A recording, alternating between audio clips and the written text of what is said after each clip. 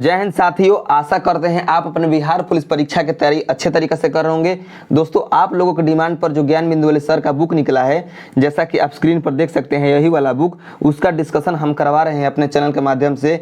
एक सेट हो चुका है और दूसरे सेट में हम लोग काम लगा दिए हैं और दूसरे सेट में 25 क्वेश्चन हो चुका है और 26 नंबर क्वेश्चन से इस वीडियो में हम करने वाले हैं। और दोस्तों, आपको विश्वास दिला दें कि अगर आप इस बुक को पूर्णतः समाप्त कर देते हैं अच्छे तरीक़ा से, तो आप बिहार पुलिस के सिपाही लेवल के जितने भी एग्जाम है उसको आप अच्छे तरीक़े से क्रैक कर सकते हैं, उसमें अच्छे नंबर ला सकते हैं। इस बुक में इतना दम है, ठीक है।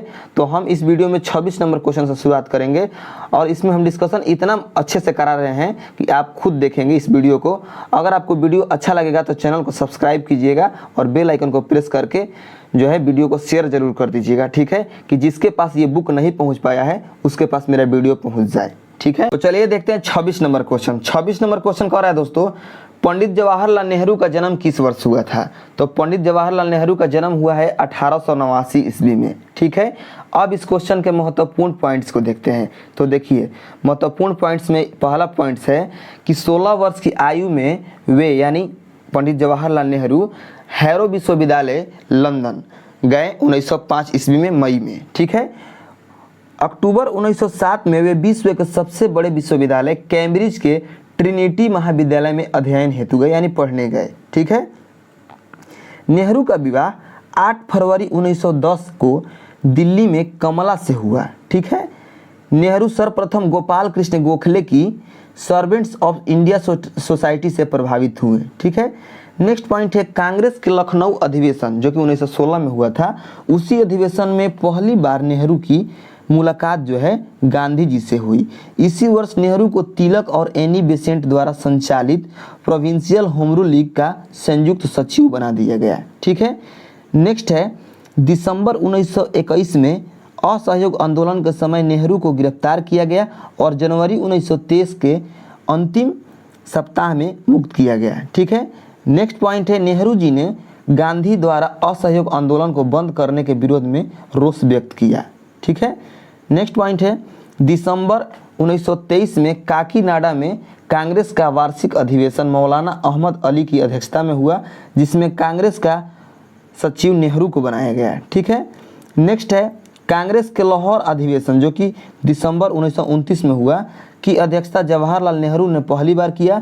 इस अधिवेशन में कहा गया कि नेहरू रिपोर्ट को लागू करने की अवधि समाप्त हो गई है, अब पूर्ण स्वराज के प्रस्ताव को अपनाया जाए। इसमें स्वराज्य का अर्थ पूर्ण स्वतंत्रता होगा, ठीक है। नेक्स्ट पॉइंट है इस सम्मेलन में ही नेहरू ने 31 दिसंबर 1929 को मध्य रात्रि में रावी नदी के तट पर स्वतंत्रता का प्रतीक झंडा जो तिरंगा झंडा है वंदे मातरम तथा इनकलाब जिंदाबाद के नारों के साथ फहराया। तिरंगा झंडा को फहराया था 31 दिसंबर 1929 को रावी नदी के तट पर, ठीक है। नेक्स्ट है कांग्रेस के कार्य समिति ने 26 जनवरी 1930 के दिन पूर्ण स्वराज के रूप में मनाने तथा 26 जनवरी को प्रत्येक वर्ष पूर्ण स्वाधीनता दिवस के रूप में मनाने का निर्णय लिया, ठीक है। नेक्स्ट पॉइंट है नेहरू जी ने कहा हमारा लक्ष्य समाजवाद को स्वीकार करना है, ठीक है। नेक्स्ट पॉइंट है जवाहरलाल नेहरू ने कांग्रेस की दूसरी बार अध्यक्षता 1936 के लखनऊ तथा तीसरी बार अध्यक्षता फैजपुर जो कि उत्तर प्रदेश में है इसकी अध्यक्षता 1937 ईस्वी में, जो कि गांव में होने वाला ये कांग्रेस का पहला अधिवेशन था, फैजपुर अधिवेशन, ठीक है। नेक्स्ट पॉइंट है भारत छोड़ो आंदोलन के समय 9 अगस्त 1942 को गांधी नेहरू समेत कांग्रेस के कार्यकारिणी सदस्य को गिरफ्तार किया गया, ठीक है।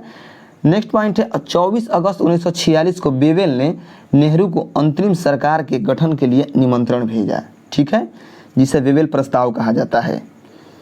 नेक्स्ट पॉइंट है पंडित जवाहरलाल नेहरू ने 2 सितंबर 1946 को 12 सदस्यीय मंत्रिमंडल के साथ अपने पद राष्ट्रमंडल शब्द तथा विदेशी मामले की शपथ ली, ठीक है। नेक्स्ट पॉइंट है 15 अगस्त 1947 को नेहरू जी को भारत का प्रधानमंत्री चुना गया। वे 27 मई 1964 तक अपनी मृत्यु पर्यंत इस गरिमापूर्ण पद पर बने रहे, ठीक है। नेक्स्ट है इनके द्वारा कुछ रचित प्रमुख पुस्तकें हैं जो निम्न हैं, जैसे में Bharat Ek Khoj, glimpses of world history, the unity of India, a bunch of old letters, ठीक है, ये इनकी रचना है। आराम हराम है, यह नारा जो है बहुत लोग कहते हैं कि ये नारा महात्मा गांधी का है, जो लोग नहीं जानते हैं, जो लोग नहीं पढ़ते हैं, बट ये जो आराम हराम है ये नारा है नेहरू जी का, ठीक है, पंडित जवाहरलाल नेहरू का। अब देखते हैं next question, 27 number question. 27 number question कह रहा है दोस्तों, डैश में, यानी रिक्त स्थान यहाँ पर दिया गया है, डैश में महात्मा गांधी द्वारा दांडी मार्च का अभियान छेड़ा गया। तो 1930 ईस्वी में दांडी मार्च का जो है अभियान छेड़ा गया था। अब आइए इसके महत्वपूर्ण पॉइंट्स को देखते हैं। इसमें पहला पॉइंट्स कह रहा है दोस्तों कि गांधी जी यानी महात्मा गांधी ने 12 मार्च 1930 को सविनय अवज्ञा आंदोलन के तहत अपने 78 अनुयायियों के साथ ऐतिहासिक दांडी मार्च की शुरुआत की, ठीक है।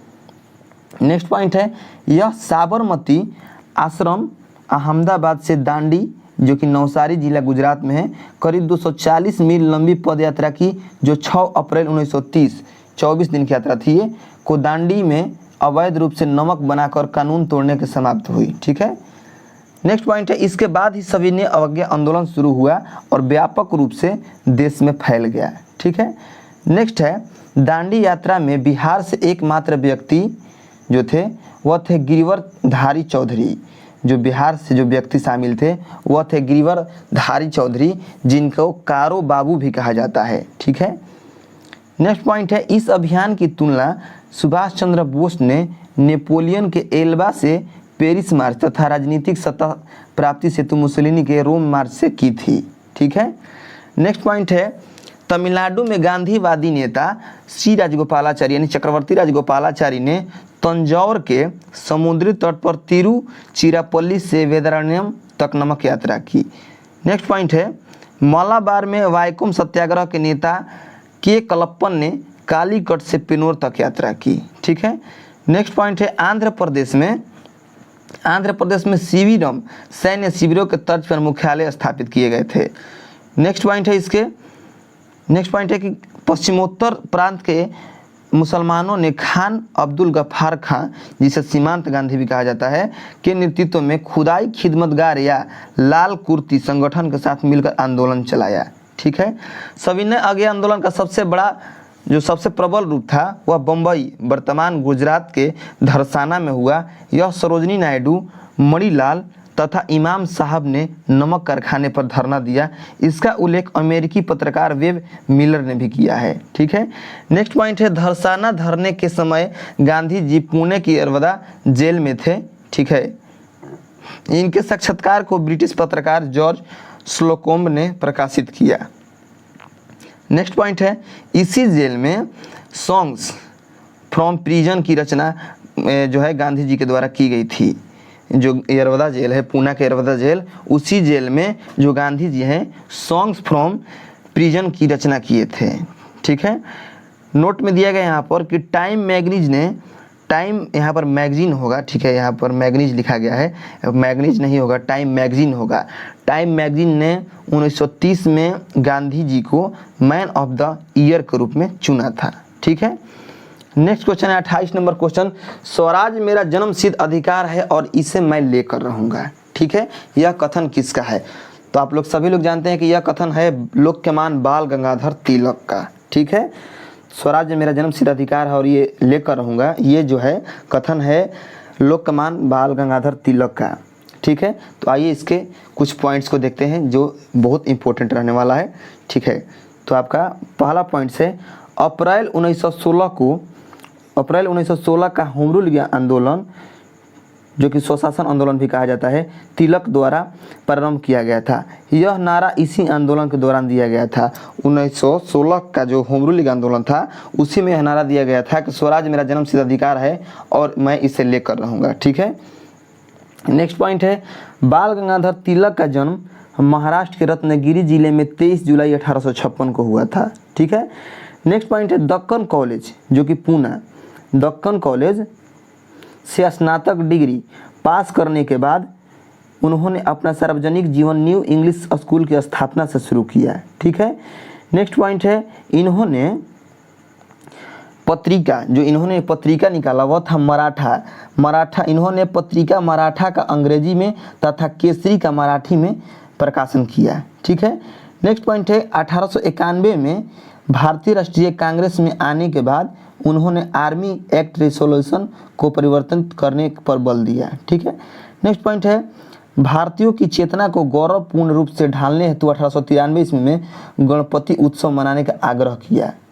नेक्स्ट पॉइंट है 1895 में शिवाजी महोत्सव की शुरुआत करवाई। नेक्स्ट पॉइंट है तिलक ने कांग्रेस के बारे में कहा है कि यदि वर्ष में हम एक बार मेढक की तरह टटराएंगे तो हमें कुछ नहीं मिलेगा। ठीक है, नेक्स्ट पॉइंट है कांग्रेस के उग्रवादी या अतिवादी कहे जाने वाले लाल बाल पाल यानी लाला लाजपत राय, बाल गंगाधर तिलक और बिपिन चंद्र पाल, उन्हीं को लाल बाल पाल कहा जाता है। ठीक है, तो बिपिन चंद्र पाल ये प्रमुख थे कांग्रेस के जो उग्रवादी संगठन के थे या अतिवादी, ये तीनों प्रमुख थे उनमें लाल बाल पाल। नेक्स्ट पॉइंट है बंगाल विभाजन जिसे बंग भंग भी कहा जाता है, 1905 का बहिष्कार और स्वदेशी आंदोलन का प्रचार समूचे देश में करने का कार्य किया। ठीक है, नेक्स्ट है इसी दौरान वैलेंटाइन सिरोल या किसी ने कोई चिरोल भी कहा जाता है।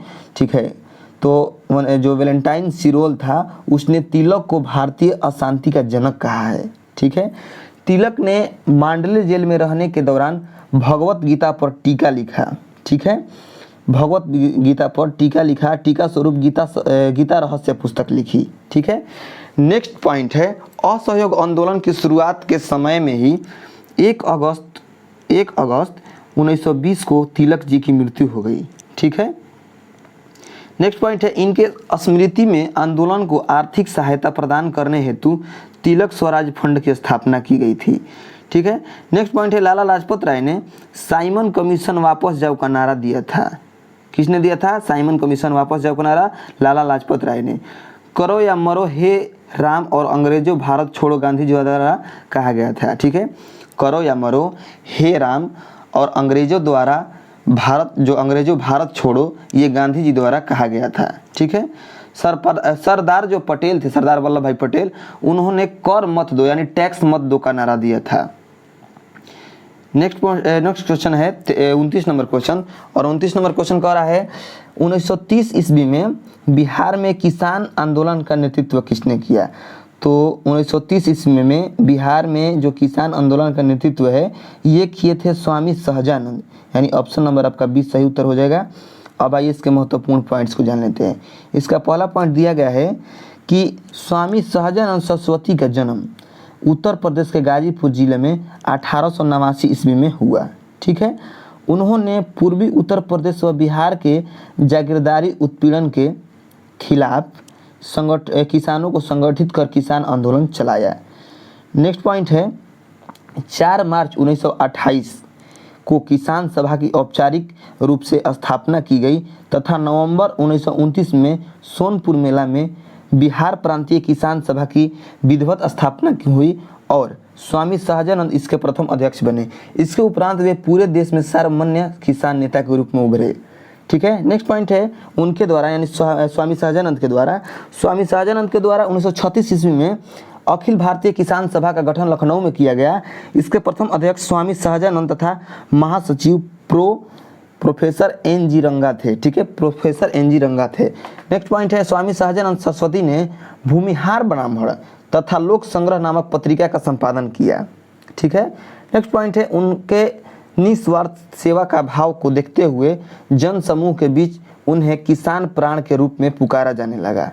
नेक्स्ट पॉइंट है CR दास यानी चित्तरंजन दास को देश बंधु कहा जाता है और CR दास का जन्म कलकत्ता में 5 नवंबर 1870 ईस्वी को हुआ। ये सार्वजनिक रूप से लोगों के नज़र में तब आए जब 1908 में अलीपुर बम कांड में अरविंद घोष को अपनी बौद्धिक क्षमता का परिचय देते हुए बचाया। ठीक है, नेक्स्ट पॉइंट है इन्होंने नारायण नामक मासिक बंगला पत्रिका का संपादन शुरू किया तथा अपना खुद का अखबार फॉरवर्ड शीर्षक से अक्टूबर 1923 में प्रारंभ किया। नेक्स्ट पॉइंट है वर्ष 1923 ईस्वी में CR दास ने अखिल भारतीय स्वराज पार्टी की स्थापना की। वह इस पार्टी के अध्यक्ष तथा मोतीलाल नेहरू इसके महासचिव थे। ये क्वेश्चन आपके आता है यहाँ से कि अखिल भारतीय स्वराज पार्टी की स्थापना किसने किया था? तो ये किए थे आपके CR दास ने यानी चित्तरंजन दास ने। और ये कब किए थे? 1923 ईस्वी में। और इस पार्टी के अध्यक्ष कौन थे? इस पार्टी के अध्यक्ष यही थे सी.आर. दास, और मोतीलाल नेहरू इसके महासचिव थे। ठीक है। नेक्स्ट पॉइंट है सुभाष चंद्र बोस के राजनीतिक गुरु चित्तरंजन दास थे। नेक्स्ट पॉइंट है मुजफ्फर अहमद कानपुर बोल्शेविक षड्यंत्र केस 1924 से संबंधित थे। इस केस में इन्हें कारावास की सजा सुनाई गई। ठीक है। नेक्स्ट पॉइंट है राजेंद्र प्रसाद भारत के प्रथम राष्ट्रपति थे। भारत के अंतरिम मंत्रिमंडल में खाद्य एवं कृषि विभाग का दायित्व इनके पास था।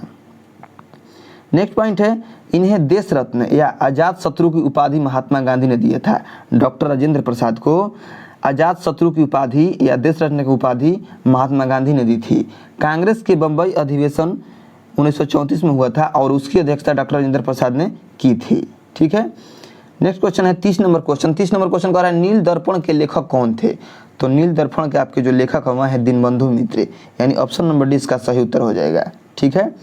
अब आइए इसके महत्वपूर्ण पॉइंट्स को देख लेते हैं। तो पहला पॉइंट हमारा है कि नील दर्पण नाटक में नील की खेती करने वाले किसानों पर हुए अत्याचार का उल्लेख है। ठीक है। इसमें नील बागान मालिकों को अत्याचार का खुला चित्रण है। अब इसके और भी पॉइंट्स है उसको देख लेते हैं। पहला पॉइंट है इसमें नेक्स्ट पॉइंट है नील दर्पण बंगाल में हुए नील विद्रोह जो कि 1859 से 60 के समय लिखा गया। ठीक है। नेक्स्ट पॉइंट है नील विद्रोह की पहली घटना नदिया जिले के गोविंदपुर गांव में हुआ और सितंबर 1859 ईस्वी में हुई। ठीक है। नेक्स्ट पॉइंट है यूरोपीय व्यापारियों द्वारा जबरन चावल के स्थान पर नील की खेती करने के लिए विवश किया जाता था। ठीक। नेक्स्ट पॉइंट है दिगंबर विश्वास और विष्णु विश्वास। देखिए हम हाईलाइटेड से इसको थोड़ा सा इंडिकेट कर दिए हैं, आप इसको नोट कर लीजिएगा। दिगंबर विश्वास और विष्णु विश्वास के नेतृत्व में किसानों ने नील की खेती करना बंद का विद्रोह किया, जो नील की खेती करना बंद कर विद्रोह किया। ठीक है। नेक्स्ट पॉइंट है नील विद्रोह भारतीय किसानों का पहला सफल विद्रोह था।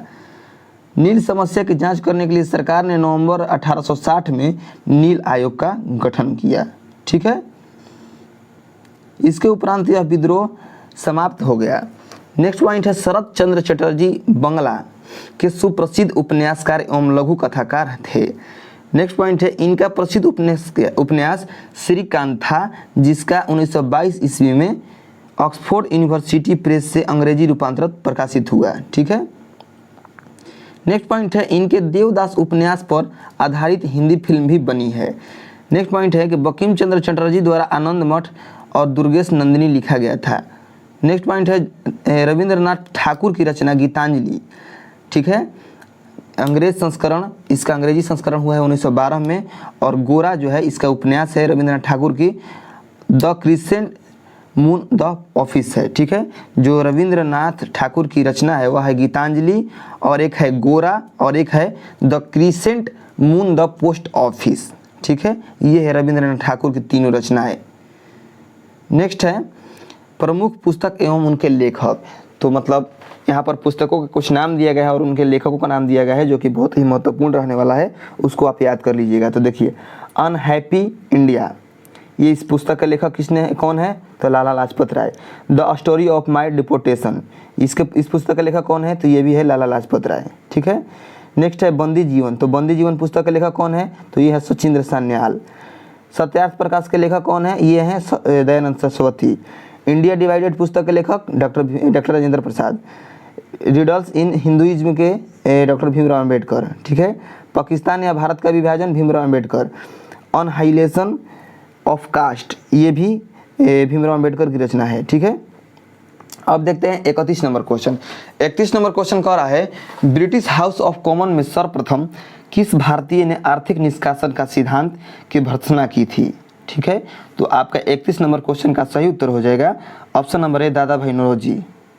अब आइए इसके महत्वपूर्ण पॉइंट्स को देखते हैं। तो देखिए कह रहा है पहला पॉइंट्स इसमें कि धन के बहिर्गमन या निष्कासन से तात्पर्य भारतीय उत्पाद के उस हिस्से से है जो जनता के लिए उपलब्ध नहीं था तथा राजनीतिक कारणों से जिसका प्रवाह इंग्लैंड की ओर हो रहा था, जिसके बदले में भारत को कुछ भी प्राप्त नहीं होता था। ठीक है। नेक्स्ट पॉइंट है धन निष्कासन के सिद्धांत का वर्णन सर्वप्रथम दादा भाई नौरोजी ने अपनी पुस्तक the poverty and on British rule in India में किया। अब आइए इसके नेक्स्ट पॉइंट को देखते हैं। नेक्स्ट पॉइंट है 2 मई 1867 को लंदन में हुई ईस्ट इंडिया एसोसिएशन की बैठक में पढ़े गए अपने लेख इंग्लैंड डेब्ट टू इंडिया में इस मान्यता को प्रस्तुत किया गया कि ब्रिटेन भारत में अपने शासन की कीमत के रूप में इस देश की संपदा छीन रहा है। ठीक है। नेक्स्ट पॉइंट है इन्होंने धन के निष्कासन को अनिष्टों का अनिष्ट कहा है। नेक्स्ट पॉइंट है ब्रिटिश हाउस ऑफ कॉमन्स के सदस्य चुने जाने वाले प्रथम भारतीय दादा भाई नौरोजी थे।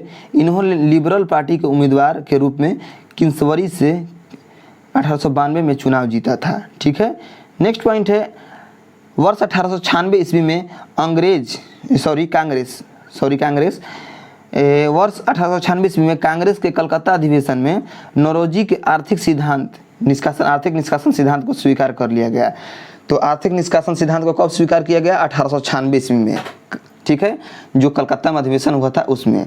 नेक्स्ट पॉइंट है दादा भाई नौरोजी ने द वाटसन एंड मीन्स ऑफ इंडिया एवं on the commerce of India द्वारा भी इस सिद्धांत की व्याख्या की।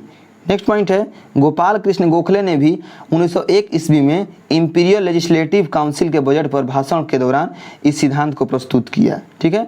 नेक्स्ट पॉइंट है महात्मा गांधी के राजनीतिक गुरु गोपाल कृष्ण गोखले थे। नेक्स्ट पॉइंट है इनके द्वारा सर्वेंट्स ऑफ इंडिया सोसाइटी की स्थापना 1905 ईस्वी में की गई थी। जो गोपाल कृष्ण गोखले हैं इनके द्वारा सर्वेंट्स ऑफ इंडिया सोसाइटी की स्थापना 1905 ईस्वी में की गई थी। नेक्स्ट पॉइंट है मोहम्मद अली जीना। ठीक है। नेक्स्ट पॉइंट है मोहम्मद अली जीना ने नेहरू रिपोर्ट जो कि दिसंबर 1928 के प्रस्ताव को ठुकरा कर मार्च 1929 में अपनी 14 सूत्री मांगे पेश की। ठीक है। नेक्स्ट पॉइंट है महात्मा गांधी जी ने जीना को कायदे आजम कहा था। महात्मा गांधी जी ने जीना को क्या कहा था? तो कायदम आजे कहा था, कायदे आजम। ठीक है। नेक्स्ट पॉइंट है श्यामजी कृष्ण वर्मा, ठीक है, ने 1905 में लंदन में इंडियन होम रूल सोसाइटी तथा इंडियन हाउस की स्थापना की। ठीक है। 32 नंबर क्वेश्चन है किस ब्रिटिश गवर्नर जनरल ने देश में सती प्रथा निर्मूल की थी? तो आपका सही उत्तर हो जाएगा लॉर्ड विलियम बेंटिक। जो लॉर्ड विलियम बेंटिक है ये सती प्रथा को निर्मूल किए थे। तो आइए इसके महत्वपूर्ण पॉइंट्स को देख लेते हैं। तो देखिए पहला पॉइंट्स कह रहा है कि सती प्रथा पर रोक 1829 के समय लॉर्ड विलियम बेंटिक बंगाल के गवर्नर जनरल थे, जो 1833 के चार्टर एक्ट द्वारा भारत के प्रथम गवर्नर जनरल भी बने थे। ठीक है। अब आइए लॉर्ड विलियम बेंटिक के कुछ और भी कार्यों को जानते हैं। तो देखिए इनका सबसे पहले इनका कार्यकाल था 1828 से 1835। ठीक है। ठगी प्रथा का अंत 1830 में कर्नल स्लीमैन ने ठगों के विरुद्ध अभियान चलाया। ठीक है। सरकारी सेवाओं में भेदभाव का अंत किए थे Lord William Bentinck. Calcutta medical college की नींव रखी थी लॉर्ड विलियम बेंटिक। कॉर्नवालिस द्वारा स्थापित सर्किट कोर्ट को बंद किया। ठीक है। न्यायालयों में फारसी भाषा के स्थान पर देसी भाषाओं को अपनाया गया इनके कार्यकाल में। कोल विद्रोह जो कि 1831 से 32 में हुआ था, ठीक है, इन्हीं के समय में हुआ था, लॉर्ड विलियम बेंटिक के समय में ही। आगरा प्रेसिडेंसी का 1834 में निर्माण किया गया। विधि आयोग का गठन किया गया। 1835 का शिक्षा सुधार संबंधी प्रस्ताव किया गया। ठीक है, इनके कार्यकाल में। नेक्स्ट पॉइंट है अंग्रेजी भाषा को उच्च शिक्षा का माध्यम बनाए जाने की घोषणा किया गया। किसके काल में? तो लॉर्ड विलियम बेंटिक के काल में। कुप्रशासन के आधार पर मैसूर, कुर्ग एवं कक्षार की रियासतों का विलय किया गया। ठीक है। अब देखते हैं लॉर्ड हेस्टिंग्स के कार्यकाल को। तो लॉर्ड हेस्टिंग का कार्यकाल था 1813 से 1823। ठीक है, 1813 से 1823। अब आइए इसके जानते हैं। तो इसके कार्यकाल में क्या क्या हुआ है? तो इसके कार्यकाल में यानी लॉर्ड हेस्टिंग के कार्यकाल में आंग्ल नेपाल युद्ध हुआ है 1814 से 16 में, और ये सुगौली संधि के तहत ये युद्ध खत्म हुआ था। 4 मार्च 1816 को सुगौली की संधि हुआ था। नेक्स्ट पॉइंट है सुगौली के संधि के बाद हेस्टिंग्स को मार्क्वेस ऑफ हेस्टिंग की उपाधि दी गई। सुगौली की संधि के बाद हेस्टिंग को मार्क्वेस ऑफ हेस्टिंग की उपाधि दी गई। नेक्स्ट पॉइंट है तृतीय आंग्ल मराठा युद्ध 1816 से 19 के बीच हुआ। ठीक है। नेक्स्ट पॉइंट है पिंडारियों का दमन व पेशवा की पद समाप्ति की घोषणा की। नेक्स्ट पॉइंट है 1820 में मद्रास के गवर्नर टॉमस मुनरो द्वारा रैयतवाड़ी बंदोबस्त व्यवस्था तथा 1822 में हॉल्ट मैकेंजी द्वारा पंजाब में महलवाड़ी व्यवस्था का शुरुआत किया गया। ठीक है, नेक्स्ट पॉइंट है 1822 का टेनेंसी एक्ट का या काश्तकारी अधिनियम इन्हीं के कार्यकाल में हुआ। ठीक है, नेक्स्ट पॉइंट है 1817 में कलकत्ता में डेविड हेयर ने हिंदू कॉलेज की स्थापना की। अब देखते हैं लॉर्ड वेलेस्ली का कार्यकाल। तो लॉर्ड वेलेस्ली का कार्यकाल रहा है आपका 1798 से 1805 में। ठीक है, अब ये जो लॉर्ड वेलेस्ली था ये अपने आप को बंगाल का शेर कहता था। क्या कहता था? बंगाल का शेर कहता था। इसने सहायक संधि की नीति 1798 में प्रारंभ की। सबसे पहले यह संधि हैदराबाद के निजाम से हुई। ठीक है, नेक्स्ट पॉइंट है चौथा आंग्ल मैसूर युद्ध जो कि 1799 ईस्वी में हुआ और इसके समय में लड़ा गया और टीपू सुल्तान मारा गया। जो लॉर्ड वेलेस्ली था उसके समय में 1799 का जो चौथा आंग्ल मैसूर युद्ध हुआ और उसमें टीपू सुल्तान मारा गया। ठीक है, नेक्स्ट पॉइंट है कलकत्ता में फोर्ट विलियम कॉलेज की स्थापना 1800 ईस्वी में हुआ है। कब हुआ है? 1800 ईस्वी में। बसीन की संधि कब हुआ है? 1802 में। द्वितीय आंग्ल मराठा युद्ध कब हुआ है? 1803 से 1805। 1799 में प्रेस ऑफ सेंसर भारतीय सेंस पर प्रतिबंध लगाने की पहली घटना हुआ है इन्हीं के कार्यकाल में। 1803 ईस्वी में अंग्रेजों ने लॉर्ड लेक के नेतृत्व में लाल किले पर कब्जा कर लिया। ठीक है, नेक्स्ट पॉइंट है लॉर्ड मेडकॉफ 1835 से 36 को भारतीय प्रेस का मुक्तिदाता कहा जाता है। तो आपका क्वेश्चन आएगा कि भारतीय प्रेस का मुक्तिदाता किसे कहा जाता है? तो लॉर्ड मेडकॉफ को। ठीक है, नेक्स्ट क्वेश्चन है 33 नंबर क्वेश्चन कि लोगों के लिए लोगों द्वारा रचित संचालित सरकार लोकशाही की यह परिभाषा किसने दिया था? तो यह दिए थे अब्राहम लिंकन। तो आपका ऑप्शन नंबर बी इसका सही उत्तर हो जाएगा। लोगों ने जैसे जो अब्राहम लिंकन था उसने कहा था कि लोगों के लिए लोगों द्वारा संचालित, यानी जो जनता के लिए जनता द्वारा शासन, ये परिभाषा जो है ये अब्राहम लिंकन का था। ठीक है, अब आइए इसके महत्वपूर्ण पॉइंट्स को देख लेते हैं। महत्वपूर्ण पॉइंट्स में कह रहा है पहला पॉइंट कि प्रजातंत्र की परिभाषा देते हुए अब्राहम लिंकन ने यह कहा कि प्रजातंत्र जो है जनता के द्वारा जनता के लिए शासन है। ठीक है, नेक्स्ट पॉइंट है अब्राहम लिंकन अमेरिका के राष्ट्रपति 1860 ईस्वी में निर्वाचित हुए तथा उन्होंने 4 मार्च 1861 को राष्ट्रपति का पद ग्रहण किया। नेक्स्ट पॉइंट है 12 अप्रैल 1861 को अमेरिका में गृह युद्ध की शुरुआत दक्षिण कैरोलिना के सुमटर किले पर बम फेंकने से हुई।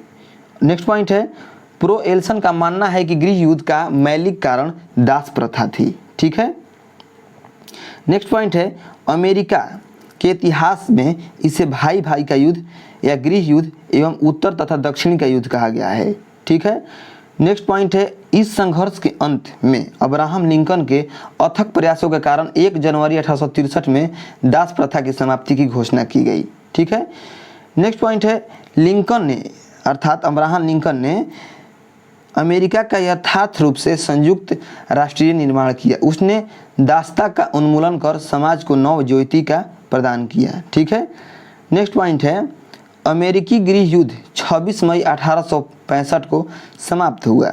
ठीक है, नेक्स्ट पॉइंट है 4 मार्च 1865 को लिंकन ने राष्ट्रपति के रूप में अपना दूसरा कार्यकाल प्रारंभ किया। ठीक है, नेक्स्ट पॉइंट कह रहा है कि 14 अप्रैल 1865 ईस्वी को अब्राहम लिंकन की हत्या जॉन विल्कस बूथ द्वारा कर दी गई। ठीक है, नेक्स्ट पॉइंट है अमेरिका को पूर्ण स्वतंत्रता 4 जुलाई 1776 को मिली। ठीक है, अमेरिका का संविधान 1776 ईस्वी में टॉमस जेफरसन के द्वारा तैयार किया गया। नेक्स्ट पॉइंट है अमेरिका के प्रथम राष्ट्रपति जॉर्ज वाशिंगटन थे। ठीक है, अमेरिका के प्रथम राष्ट्रपति कौन थे? तो जॉर्ज वाशिंगटन। 34 नंबर क्वेश्चन कह रहा है कि पंचायत चुनाव के लिए योग्य व्यक्ति के लिए निर्धारित न्यूनतम आयु सीमा क्या है? तो देखिए पंचायत चुनाव जब आप लड़ना चाहते हैं तो कम से कम आपका उम्र होना चाहिए 21 वर्ष। ठीक है, 21 वर्ष। अब आइए इसके महत्वपूर्ण पॉइंट्स को देख लेते हैं। तो पहला पॉइंट इसमें कह रहा है दोस्तों कि पंचायत चुनाव ग्रामीण स्थानीय स्वशासन के अंतर्गत आता है। जो पंचायत चुनाव है ये ग्रामीण स्थानीय स्वशासन के अंतर्गत आता है। भारतीय संविधान में पंचायती राज व्यवस्था को 1992 के 73वें संविधान संशोधन अधिनियम द्वारा शामिल किया गया है। ठीक है, नेक्स्ट पॉइंट है, यह भारत के सभी राज्यों में जर्मनी स्तर पर लोकतंत्र के निर्माण हेतु राज्य विधानसभाओं द्वारा स्थापित किया गया है। नेक्स्ट पॉइंट है, संविधान के भाग 9 में 73वें संविधान संशोधन के अंतर्गत कुछ अन्य अनिवार्य बाध्यकारी प्रावधान किए गए हैं जो निम्नलिखित है। ठीक है, तो इसको आप देख सकते हैं जो है, जैसे में पहला में दिया गया है कि एक गांव या गांव के समूह में ग्राम सभा का गठन। दूसरा में दिया गया है ग्राम स्तर, माध्यमिक स्तर एवं जिला स्तर पर पंचायतों की स्थापना। नेक्स्ट है 3 नंबर पॉइंट में कि तीनों स्तर पर सभी सीटों के लिए प्रत्यक्ष चुनाव। नेक्स्ट में दिया गया है माध्यमिक और जिला स्तर के प्रमुख के लिए अप्रत्यक्ष चुनाव। नेक्स्ट 5 नंबर पॉइंट में है पंचायतों के चुनाव लड़ने के लिए न्यूनतम आयु 21 वर्ष होनी चाहिए।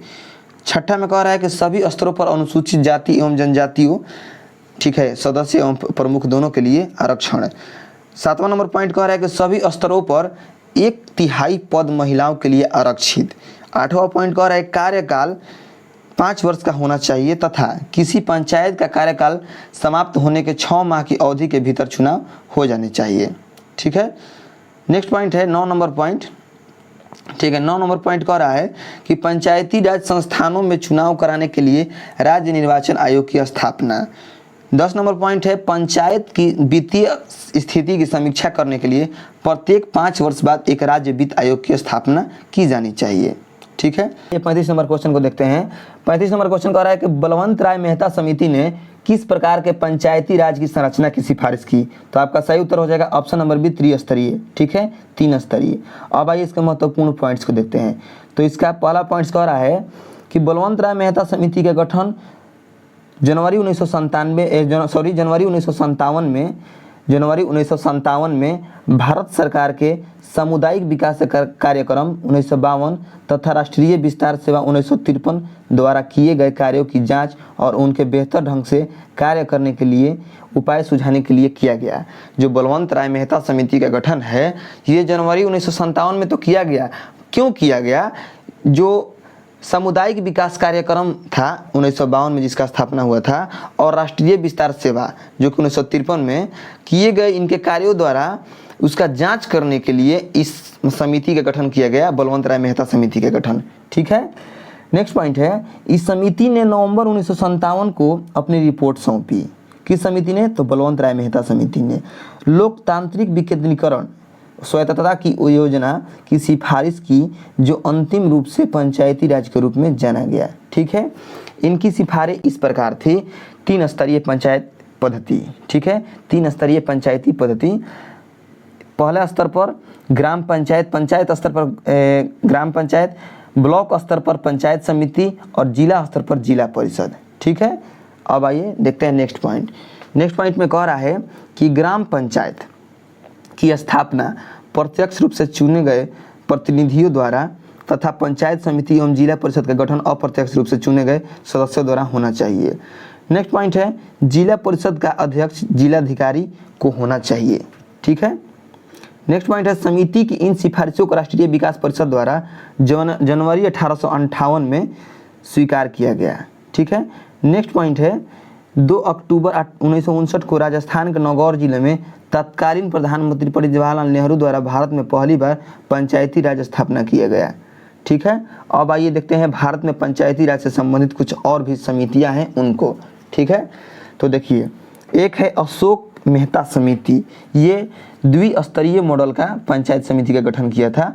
इसका गठन हुआ था दिसंबर 1977 में। ठीक है, और अगस्त 1978 में इसने अपनी रिपोर्ट सौंपी जनता पार्टी सरकार को। ठीक है, एक था जीवी के राव समिति और ये राजीव गांधी के जो सरकार था उस समय 1985 में, उस समय गठन हुआ था इसका। एक था लक्ष्मी मल सिंधवी समिति और इसका गठन हुआ था 1986 में। एक था थुंगन समिति जिसका गठन 1988 में हुआ था। गाडगिल समिति का गठन हुआ था 1988 में। ठीक है, नेक्स्ट देखते हैं कह रहा है संविधान के किस संशोधन ने मूलभूत अधिकारों के नीति निर्देशक सिद्धांतों को श्रेष्ठता प्रदान की। तो आपका सही उत्तर हो जाएगा ऑप्शन नंबर बी, 42वें क्वेश्चन है कि संविधान के किस संशोधन ने मूलभूत अधिकारों पर नीति निर्देशक सिद्धांतों को श्रेष्ठता प्रदान की। ठीक है, नीति निर्देशक सिद्धांतों को श्रेष्ठता प्रदान की, तो वो हो जाएगा आपका 42वां संविधान संशोधन। ठीक है, अब आइए इसके महत्वपूर्ण पॉइंट्स को देखते हैं। तो इसका पहला पॉइंट्स में दिया गया है दोस्तों कि 42वां संविधान संशोधन मुख्यतः सरदार सिंह स्वर्ण समिति की सिफारिशों का मूर्त रूप था। ठीक है, इसे लघु संविधान भी कहा जाता है। तो अब देखते हैं नेक्स्ट पॉइंट, नीति निर्देशक तत्व अनुच्छेद 36 से 51 में इसका वर्णन है, एवं मूल अधिकारों अनुच्छेद 12 से 35 में इसका वर्णन है। मूल अधिकार यानी मौलिक अधिकारों का के मध्य टकराव की स्थिति संविधान को लागू होने से समय से ही थी। ठीक है, नेक्स्ट पॉइंट है, एक और मूल अधिकारों की न्यायोचितता और नीति निर्देशक तत्वों की गैर न्यायोचितता तथा दूसरी ओर निर्देशक तत्वों को लागू करने के लिए राज्य की नैतिक बाध्यता ने दोनों के मध्य टकराव को जन्म दिया था। नेक्स्ट पॉइंट है, संविधान के 25वें संशोधन के तहत एक नया अनुच्छेद 31 के ग जोड़ा गया, जिसमें यह व्यवस्था की गई कि यदि राज्य अनुच्छेद 39 के ख और 39 के ग में वर्णित नीति निर्देशक तत्वों को साकार बनाने हेतु कानून बनाता है, तो ऐसे कानून को मूल अधिकारों से संबंधित अनुच्छेद 14, 19 या 31 के उल्लंघन के आधार पर अवैध नहीं ठहराया जा सकता है। ठीक है, नेक्स्ट पॉइंट है, इसके बाद 42वें संविधान संशोधन उपरोक्त अनुच्छेद 31 के ग में संशोधन कर यह प्रावधान किया गया कि भाग 4 में शामिल किसी भी नीति निर्देशक तत्व के पक्ष में संसद द्वारा बनाई गई विधियों को मूल अधिकारों से संबंधित अनुच्छेद 14, 19 या 31 के उल्लंघन के आधार पर न्यायालय में प्रश्नगत नहीं किया जा सकता है। ठीक है, नेक्स्ट पॉइंट है, दूसरे शब्दों में 42वें संविधान संशोधन अधिनियम में नीति निर्देशक तत्व की प्राथमिकता एवं सर्वोच्चता को मूल अधिकार पर प्रभावित बनाया गया था। ठीक है, नेक्स्ट है, 42वें संविधान संशोधन के अन्य मुख्य बदलाव निम्न है। ठीक है, पहला बदलाव जो कि VVI है, ये एग्जाम में आने का पूरा संभावना है, इसको नोट कर लीजिएगा। संविधान की प्रस्तावना में 3 नए शब्द जोड़े गए थे। कौन कौन से? समाजवादी, पंथ निरपेक्ष और अखंडता, ये 3 शब्द जोड़े गए थे। नेक्स्ट पॉइंट है, कुछ नए निदेशक तत्व आर्थिक रूप से कमजोर वर्गों को निःशुल्क कानूनी सहायता, जो कि अनुच्छेद 39 के क में वर्णन है। उद्योगों के प्रबंधन में कामगारों की सहभागिता, ये अनुच्छेद 43 के क में है। पर्यावरण एवं वन्य जीव संरक्षण एवं संवर्धन, ये अनुच्छेद 48 के क में है। ठीक है, नेक्स्ट पॉइंट है, संविधान के भाग 4 के क में, भाग 4 के क के तहत अनुच्छेद 51 के क को जोड़कर नागरिकों के मौलिक कर्तव्य निर्धारित किए गए। ठीक है, और ये जो मौलिक कर्तव्य है, ये रूस या पूर्व सोवियत संघ के संविधान से प्रेरित है या लिया गया है। ठीक है, नेक्स्ट पॉइंट है, अनुच्छेद 74 के 1 को संशोधित कर स्पष्ट कर दिया गया कि राष्ट्रपति प्रधानमंत्री और उसकी मंत्रिपरिषद के सलाह पर कार्य करेगा। ठीक है, नेक्स्ट पॉइंट है, अनुच्छेद 352 तथा अनुच्छेद 356 पर अनुच्छेद 352 तथा अनुच्छेद 356 में संशोधन कर राष्ट्रपति शासन को 6 माह से बढ़ाकर 1 वर्ष करने की शक्ति संसद को दी गई। ठीक है, नेक्स्ट है 44वां संविधान संशोधन 1978। तो देखिए 44वां संविधान संशोधन 1978 में क्या क्या वर्णन होगा। ठीक है, क्या क्या हुआ उसमें, तो देखिए संपत्ति के अधिकार को अनुच्छेद 1901 के च, ठीक है, एवं अनुच्छेद 31 के मूल अधिकारों से हटाकर नए अनुच्छेद 300 के क के माध्यम से कानूनी अधिकार बना दिया गया। यानी कहने का अर्थ ये कि संपत्ति के अधिकार को हटाकर, संपत्ति का अधिकार जो मौलिक अधिकार था उसको हटाकर कानूनी अधिकार बना दिया गया संपत्ति के अधिकार को। ठीक है, नेक्स्ट पॉइंट देख लेते हैं, अनुच्छेद 71 को संशोधित कर राष्ट्रपति एवं उपराष्ट्रपति के निर्वाचन संबंधित पुनः उच्चतम न्यायालय को सौंप दिया गया, जो 39वें संशोधन 1975 में छीन लिया गया था। ठीक है, नेक्स्ट पॉइंट है, अनुच्छेद 74 के 1 में संशोधन कर राष्ट्रपति को शक्ति दी गई कि मंत्रिपरिषद द्वारा दी गई सलाह को एक बार पुनर्विचार के लिए लौटा सकता है। ठीक है, नेक्स्ट पॉइंट है, लोकसभा एवं राज्य विधानसभा के कार्यकाल को पुनः 5 वर्ष कर दिया गया। जो 44वां संविधान संशोधन था उसके तहत जो लोकसभा एवं राज्यसभा था उसके कार्यकाल को पुनः 5 वर्ष कर दिया गया। ठीक है, नेक्स्ट पॉइंट है, अनुच्छेद 352, अनुच्छेद 356, 358, 359 और 360 के प्रावधानों में परिवर्तन किया गया है। ठीक है। नेक्स्ट पॉइंट है अनुच्छेद 352 में आंतरिक अशांति के स्थान पर सशस्त्र विद्रोह शब्द को शामिल किया गया है। ठीक है। नेक्स्ट पॉइंट है राष्ट्रीय आपात की घोषणा मंत्रिमंडल के लिखित सलाह पर की जाएगी, ये बात कहा गया इसमें। नेक्स्ट पॉइंट है अनुच्छेद 358 के तहत अनुच्छेद 19 का निलंबन केवल युद्ध अथवा बाह्य आक्रमण के आधार पर किया जा सकता है। ठीक है। नेक्स्ट पॉइंट में दिया गया कि अनुच्छेद 359 के आधार पर अनुच्छेद 20 और 21 का निलंबन नहीं किया जा सकेगा। ठीक है। नेक्स्ट पॉइंट है अनुच्छेद 352 के अंतर्गत राष्ट्रीय आपात जब न्यायिक समीक्षा के दायरे में आ गया। ठीक है। अब देखते हैं हम 37 नंबर क्वेश्चन। 37 नंबर क्वेश्चन कह रहा है सुप्रीम कोर्ट के जुडिशियल रिव्यू कार्यकलाप का मतलब डैश का अधिकार होता है। तो देखिए इसका सही उत्तर हो जाएगा option number C, supreme court के जुडिशियल रिव्यू कार्यकलाप का मतलब संविधान विधि प्रावधान की संवैधानिक वैधता का परीक्षण। ठीक है। अब इसके महत्वपूर्ण पॉइंट्सों को देखते हैं। तब पहला पॉइंट है इसमें कि न्यायिक पुनर्विलोकन से तात्पर्य है कि न्यायपालिका की उस शक्ति से है जिसके अंतर्गत विधान पालिका द्वारा बनाए गए किसी भी कानून या जारी किए गए किसी भी आदेश को संविधान के प्रावधानों के प्रतिकूल होने पर न्यायपालिका निरस्त कर सकती है तथा वह अपने पूर्व में सुनाए गए निर्णयों की भी समीक्षा कर सकती है। ठीक है। नेक्स्ट पॉइंट है यद्यपि संविधान में न्यायिक पुनर्विलोकन का प्रयोग कभी भी नहीं किया गया है, तथापि अनुच्छेद 13, 32, 131, 136, 143, 145, 226, 246, 372 आदि के उपबंध स्पष्ट रूप से संविधान को यथाशक्ति प्रदान करते हैं।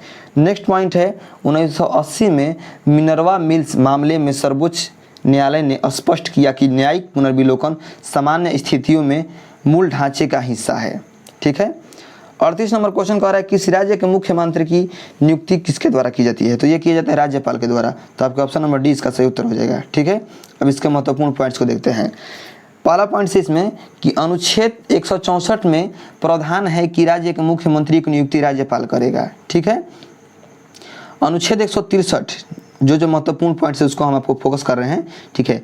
अनुच्छेद 163 में मंत्रिपरिषद द्वारा राज्यपाल को सलाह एवं सहयोग देने का वर्णन है। ठीक है। अनुच्छेद 167 में राज्यपाल को सूचना प्रदान करने से संबंधित मुख्यमंत्री के दायित्व की चर्चा है। नेक्स्ट पॉइंट है मुख्यमंत्री मंत्रालयों का प्रधान होता है, यह राज्यपाल एवं मंत्रिपरिषद के बीच की कड़ी होता है। ठीक है। नेक्स्ट पॉइंट है राज्यों के मंत्रिपरिषद में मंत्रियों की 3 श्रेणियां होती है, कैबिनेट मंत्री, राज्य मंत्री और उपमंत्री। ठीक है।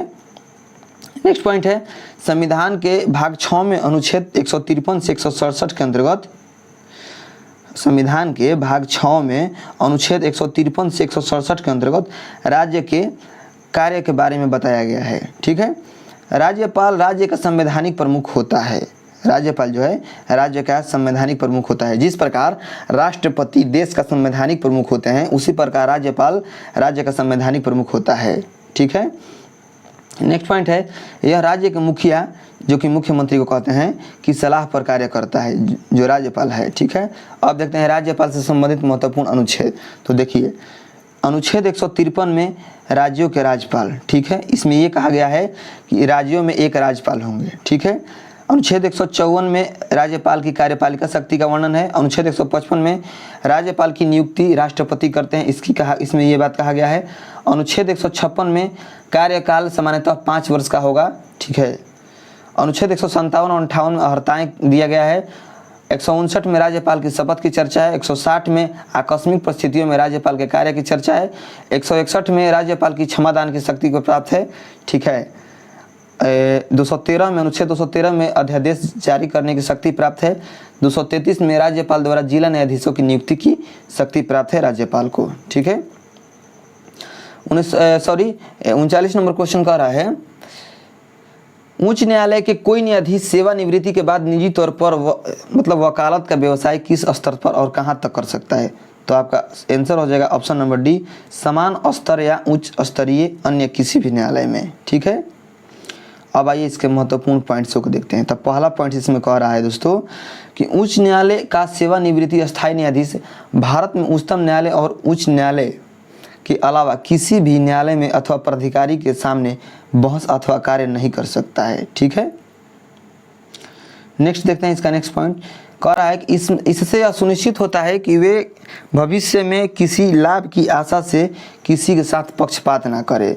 नेक्स्ट पॉइंट है, उच्च न्यायालय को सौंपे गए कार्य के प्रभावी निष्पादन हेतु इसकी स्वतंत्रता अत्यंत आवश्यक है। इसके कार्यपालिका के अतिक्रमण दबाव हस्तक्षेप से मुक्त एवं निष्पक्ष स्वतंत्रता के रूप से कार्य करने के लिए कुछ उपबंध किए गए हैं। ठीक है, इस प्रकार हैं। ठीक है, पहला है नियुक्ति की विधि, कार्यकाल की सुरक्षा, निश्चित सेवा शर्तें, संचित निधि पर भारतीय व्यय, सेवानिवृत्ति के बाद वकालत पर प्रतिबंध, अवमानना हेतु दंड की सख्ती, कार्यपालिका से पृथक्करण, न्यायिक क्षेत्र में कटौती नहीं की जा सकती है, अपने कर्मचारियों की नियुक्ति की स्वतंत्रता। ठीक है, अब देखते हैं कुछ और भी महत्वपूर्ण पॉइंट्स है, उसको देख लेते हैं। देखिए इसमें लिखा गया है पहला इसमें पॉइंट्स में कि भारतीय संविधान के भाग 6 के अनुच्छेद 214 से 231 तक राज्यों के उच्च न्यायालय यानी हाई कोर्ट के बारे में प्रावधान किया गया है। ठीक है, इसको आप याद रखिएगा। अनुच्छेद 217 कोई उच्च न्यायालय का न्यायाधीश तब तक अपना पद धारण करेगा जब वह 62 वर्ष का नहीं हो जाता है। यानी ये पॉइंट्स कह रहा है कि अनुच्छेद 217 में यह बात का वर्णन है कि कोई उच्च न्यायालय यानी हाई कोर्ट का जज जो है तब तक अपना पद धारण करेगा जब तक वह 62 वर्ष का नहीं हो जाता है। ठीक है, नेक्स्ट है 224 अनुच्छेद। वह कह रहा है अनुच्छेद 224 नंबर कि अपर और कार्यकारी न्यायाधीशों की नियुक्ति के बारे में बताता है अनुच्छेद 224। अनुच्छेद 224 के क में सेवानिवृत्ति न्यायाधीशों की नियुक्ति के बारे में वर्णन है। नेक्स्ट पॉइंट है, वर्तमान में भारत में कुल 25 उच्च न्यायालय यानी 25 हाई कोर्ट हैं भारत में और एक सुप्रीम कोर्ट है। नेक्स्ट पॉइंट है, 1 जनवरी 2019 से में अमरावती 25वें न्यायालय के उच्च न्यायालय के रूप में कार्यरत है। ठीक है, 40 नंबर क्वेश्चन कह रहा है, सर्वोच्च न्यायालय के न्यायाधीश डैश वर्ष को आयु तक सेवारत रहते हैं। तो आपका सही उत्तर हो जाएगा 40 नंबर क्वेश्चन का ऑप्शन नंबर डी 65 वर्ष। ठीक है, अब इसके कुछ महत्वपूर्ण पॉइंट्स को देख लेते हैं।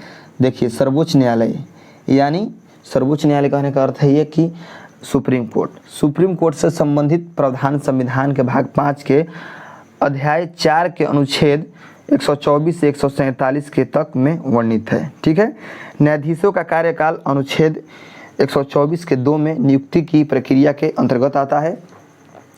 15वें संविधान संशोधन अधिनियम 1963 द्वारा अनुच्छेद 124 के 2 के क जोड़ा गया, जिसमें सर्वोच्च न्यायालय के न्यायाधीशों की आयु प्राधिकारी द्वारा जैसी ऐसी रीति अवधारित की जाएगी, इसका संसद विधि द्वारा उपबंध करें। ठीक है, कह रहा है कि सर्वोच्च या उच्चतम न्यायालय से संबंधित यानी सुप्रीम कोर्ट से संबंधित अनुच्छेद कौन कौन से है। तो देखिए अनुच्छेद 124 में क्या है, अनुच्छेद 124 में सुप्रीम कोर्ट न्यायालय की स्थापना तथा गठन की चर्चा है। यानी अनुच्छेद 124 यह कहता है कि भारत में एक सुप्रीम कोर्ट का गठन होना चाहिए और एक सुप्रीम कोर्ट है। ठीक है, अनुच्छेद 125 न्यायाधीशों के वेतन के बारे में बताना है। यानी सुप्रीम कोर्ट के न्यायाधीशों के यानी जजों के वेतन यानी उनके जो मंथली इनकम है उसके बारे में बताता है। अनुच्छेद 126 में कार्यकारी मुख्य न्यायाधीशों की नियुक्ति की चर्चा है। अनुच्छेद 127 में तदर्थ न्यायाधीशों की नियुक्ति की चर्चा है। अनुच्छेद 129 में अभिलेख न्यायालय के रूप में उच्चतम न्यायालय है। ठीक है, अनुच्छेद 143 का होता है कि राष्ट्रपति की उच्चतम न्यायालय से सलाह की शक्ति।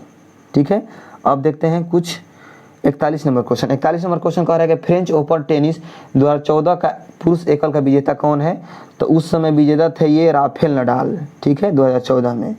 तो ये 2014 का करंट अफेयर से ये नहीं पूछेगा। ठीक है, तो इसके जो महत्वपूर्ण पॉइंट्स है उसको हम फोकस कर देना है। तो देखिए इसके महत्वपूर्ण पॉइंट्स ये है कि फ्रेंच ओपन 2023 पुरुष एकल खिताब नोवाक जोकोविच ने कैस्पर रूड को हरा कर जीता। ठीक है, नोवाक जोकोविच कहाँ के हैं, तो ये सर्बिया के हैं। कैस्पर कहाँ है, कैस्पर रूड कहाँ के हैं, तो ये नॉर्वे के हैं। ठीक है, नेक्स्ट पॉइंट है फ्रेंच ओपन 2023 महिला एकल विजेता है कौन कौन। तो महिला एकल विजेता है जो वह है ईगा स्विताएक जो कि पोलैंड के हैं, और उप विजेता है कैरोलिना मुचोवा जो कि चेक गणराज्य की है। ठीक है, प्रमुख tennis grand slam tournament 2023 Australian और ओपन 2023 ठीक है के पुरुष के एकल विजेता हैं नोवाक जोकोविच जो कि सर्बिया के हैं, उप विजेता हैं स्टेफानोस सित्सिपास जो कि ग्रीस के हैं। महिला एकल विजेता आर्याना सबालेंका जो है बेलारूस की हैं। उप विजेता ईरायवकीना है जो कि कजाकिस्तान के हैं। विलम्बडन 2023 जो है उसमें पुरुष की एकल विजेता है कार्लोस अलकराज जो कि स्पेन के निवासी हैं। उप विजेता है नोवाक जोकोविच जो कि सर्बिया के निवासी हैं। महिला एकल विजेता ये मार्केटा बोंद्रोसोवा, ठीक है, जो है महिला एकल विजेता है ये है मार्केटा बोंद्रोसोवा जो कि चेक गणराज्य की हैं। उप विजेता है ओन्स जाबेउर जो कि ट्यूनीशिया के हैं, ठीक है। 42 नंबर क्वेश्चन ये देखते हैं। 42 नंबर क्वेश्चन कह रहा है निम्नलिखित में किसकी हमारे सौर मंडल में एक ग्रह के रूप में गणना नहीं होती है। तो आपका सही उत्तर हो जाएगा ऑप्शन नंबर ए प्लूटो। जो प्लूटो है इसकी हमारे सौर मंडल में ग्रहों के रूप में गणना नहीं होती है इसका। अब आइए इसका देखते हैं। देखिए प्लूटो का खोज कब हुआ है, तो प्लूटो का खोज हुआ था 1930 ईस्वी में क्लाइड टॉम्बैग ने की थी इसका खोज, ठीक है। नेक्स्ट पॉइंट है इसे पहले सौर मंडल का नौवां, इसे यानी प्लूटो को सौर मंडल का नौवां एवं सबसे छोटा ग्रह माना जाता था, परंतु 2006 में प्राग 2006 में ध्यान रखिएगा 2006 में 24 अगस्त 2006 में प्राग यानी चेक गणराज्य में हुए अंतर्राष्ट्रीय खगोलीय संघ IAU के सम्मेलन में ग्रहों की निर्धारित नई परिभाषा के आधार पर प्लूटो से ग्रहों का दर्जा छीन लिया गया, ठीक है। नेक्स्ट पॉइंट है प्लूटो को ग्रह की श्रेणी से अलग करने का पीछे वैज्ञानिकों का तर्क यह था कि यह नेपच्यून की कक्षा से होकर गुजरता था, इसका गुरुत्वाकर्षण बल कम है व आकार की दृष्टि से यह कई उपग्रहों से भी छोटा है, अतः इसे ग्रह की श्रेणी में नहीं रखा जा सकता है, ठीक है। नेक्स्ट पॉइंट है वर्तमान में इसे बौने ग्रह की श्रेणी में रखा जाता है तथा सौरमंडल के क्यूपर घेरे की सबसे बड़ी संरचना माना जाता है, ठीक है। नेक्स्ट पॉइंट है सीरिस, सेरॉन, इरिस, हैमिया, मेक आदि बौने ग्रह हैं, ठीक है। प्लूटो तथा इसके उपग्रहों एवं क्षुद्र ग्रह बहुल क्षेत्र क्यूपर बेल्ट के अध्ययन हेतु अंतरिक्ष यान न्यू होराइजन्स जुलाई 2015 में प्लूटो के निकट पहुंचे इसके उपग्रहों का अन्वेषण कर आंकड़े संप्रेषित कर रहा है, ठीक है। नेक्स्ट क्वेश्चन है 43 नंबर क्वेश्चन। 43 नंबर क्वेश्चन में कह रहा है कि दक्षिण गोलार्ध में उत्तर अयनांत किस दिन होता है। दक्षिण गोलार्ध में उत्तर अयनांत किस दिन होता है। तो सबसे पहले आपको बता दें कि उत्तर अयनांत कहने का अर्थ है ग्रीष्म काल यानी ग्रीष्म ऋतु, और दक्षिण अयनांत कहने का अर्थ है शीत ऋतु। तो अब इस बात को आप समझिए कि दक्षिण गोलार्ध में ग्रीष्म ऋतु मतलब सबसे बड़ा दिन कब होता है, उत्तर अयनांत कब होता है, तो ये होता है आपका 22 दिसंबर को। दक्षिण गोलार्ध में उत्तर अयनांत 22 दिसंबर को होता है, ठीक है। अब आइए इसके महत्वपूर्ण जो पॉइंट्स है उसको जानते हैं, ठीक है। अब आइए जानते हैं। तो देखिए पहला पॉइंट्स कह रहा है दोस्तों कि अयनांत, ठीक है। अयनांत एक खगोलीय घटना है जो वर्ष में 2 बार घटित होती है, जब सूर्य खगोलीय गोले में खगोलीय विषुवत वृत्त के सापेक्ष अपनी उच्चतम अथवा निम्नतम अवस्था में भ्रमण करता है। नेक्स्ट पॉइंट है 22 दिसंबर को दक्षिणी ध्रुव के सूर्य की ओर झुके होने के कारण मकर रेखा पर सूर्य की किरणें सीधी पड़ती है। इसके कारण दक्षिणी गोलार्ध में दिन सबसे बड़ा और रात सबसे छोटी होती है। इसके ठीक विपरीत स्थिति उत्तरी गोलार्ध में होती है। पृथ्वी की इसी अवस्था को दक्षिण अयनांत या शीत अयनांत कहा जाता है, जैसा कि हमने आपको बताया कि दक्षिण अयनांत को शीत अयनांत भी कहा जाता है। नेक्स्ट पॉइंट है 21 जून को सूर्य कर्क रेखा पर लंबवत होता है, ठीक है, लंबवत रहता है। इस दिन उत्तरी गोलार्ध में सबसे बड़ा दिन तथा रात सबसे छोटी होती है। उत्तर अयनांत या ग्रीष्म अयनांत कहते हैं, ठीक है। नेक्स्ट पॉइंट है 21 मार्च से सूर्य उत्तरी ध्रुव को प्रकाशित करना शुरू कर देता है और 23 सितंबर तक प्रकाशित रहता है, इसलिए उत्तरी ध्रुव पर लगातार 6 महीने का दिन होता है, ठीक है। नेक्स्ट पॉइंट है 21 मार्च से 21 जून तक की अवधि को उत्तरायण कहते हैं। उत्तरायण किस अवधि को कहा जाता है, तो 21 मार्च से लेकर 21 जून तक की अवधि को उत्तरायण कहा जाता है, ठीक है। नेक्स्ट पॉइंट है 21 मार्च एवं 23 सितंबर को सूर्य की किरणें विषुवत वृत्त पर सीधी पड़ती है। इस अवस्था में कोई भी ध्रुव सूर्य की ओर नहीं झुका होता है, इसलिए पूरा पृथ्वी पर दिन एवं रात बराबर होते हैं, इसे विश्व कहा जाता है। ठीक है। नेक्स्ट पॉइंट है 23 सितंबर को उत्तरी गोलार्ध में शरद ऋतु होती है, जबकि दक्षिणी गोलार्ध में बसंत ऋतु होती है, तथा 21 मार्च की स्थिति इसके विपरीत होती है, जबकि उत्तरी गोलार्ध में बसंत ऋतु तथा दक्षिणी गोलार्ध में शरद ऋतु होती है। नेक्स्ट पॉइंट है 21 मार्च को बसंत विषुवत तथा 23 सितंबर की स्थिति को शरद विषुवत कहा जाता है। ठीक है। आप देख सकते हैं पृथ्वी की ये जो है फिगर है और इसमें दिखाया गया है कि कर्क रेखा कौन है, मकर रेखा कौन है, भूमध्य रेखा कौन है। ठीक है। अब देखते हैं 44 नंबर क्वेश्चन। 44 नंबर क्वेश्चन कह रहा है पृथ्वी का प्राकृतिक उपग्रह कौन सा है। तो पृथ्वी का जो प्राकृतिक उपग्रह है वह है चंद्रमा। ठीक है, यानी ऑप्शन नंबर बी इसका सही उत्तर होगा। ठीक है। इतना आप लोगों के लिए मेहनत कर रहे हैं दोस्तों, सब्सक्राइब यार नहीं पार करते हैं, मतलब बिहार पुलिस का इतना मेहनत कर रहे हैं बिहार पुलिस के एग्ज़ाम के लिए आप लोगों के लिए, फिर भी मेरा सब्सक्राइबर अभी 2000 का पार नहीं हुआ, अभी 1500 पर ही अटका है। मतलब रोज़ 10 और 15 बढ़ रहे हैं, मतलब 10-15 लोगों को ही हम पढ़ा रहे हैं, व्यूज जा रहा है 1500 और लोग सब्सक्राइब कर रहे हैं 10 गो 5 गो। इससे मतलब क्या मेहनत करने में मन लगेगा। थोड़ा सपोर्ट कीजिए भाई लोग, आपके लिए हम जान लगा देंगे आपके बिहार पुलिस एग्ज़ाम की तैयारी को निकलवाने के लिए। ठीक है, आपके बिहार पुलिस एग्ज़ाम के रिजल्ट को निकलवाने के लिए हम जान लगा देंगे। आप बस हमें सपोर्ट कीजिए और सब्सक्राइब कीजिए चैनल को। ठीक है। अब आइए इस क्वेश्चन के महत्वपूर्ण पॉइंट्स को देखते हैं 44 नंबर क्वेश्चन के। ठीक है। इसके पहला पॉइंट्स है कि सूर्य से दूरी के हिसाब से पृथ्वी तीसरा ग्रह है। सूर्य से दूरी के हिसाब से पृथ्वी जो है यह तीसरा ग्रह है। ठीक है। आकार में यह 5वां सबसे बड़ा ग्रह है। दूरी के हिसाब से तीसरा ग्रह है सूर्य से, और आकार में पृथ्वी जो है ये 5वां सबसे बड़ा ग्रह है। ठीक है। यह नेक्स्ट पॉइंट कह रहा है कि यह ध्रुवों के पास थोड़ी चपटी है। ध्रुवों के पास थोड़ी चपटी है, जैसे संतरा आप लोग देखते हैं ना, नारंगी, तो नारंगी नहीं, थोड़ा सा ऊपर से चपटा होता है, नीचे से भी और ऊपर से भी थोड़ा थोड़ा हल्का सा दबा हुआ महसूस होता है। तो उसी प्रकार ये हमारा पृथ्वी है। यही कारण है कि इसके आकार को भू आभ कहा जाता है। ठीक है। नेक्स्ट पॉइंट है भू आभ का अर्थ पृथ्वी के समान आकार। भू आभ का अर्थ क्या होता है? पृथ्वी के समान आकार। ठीक है। नेक्स्ट पॉइंट है हमारे पृथ्वी के पास केवल एक उपग्रह है जो कि है चंद्रमा, और इसका व्यास पृथ्वी के 1/4 भाग है। ठीक है। चंद्रमा के बड़ा दिखाई देने का कारण हमारे ग्रह से अन्य खगोलीय पिंडों की अपेक्षा नज़दीक होना है। ठीक है।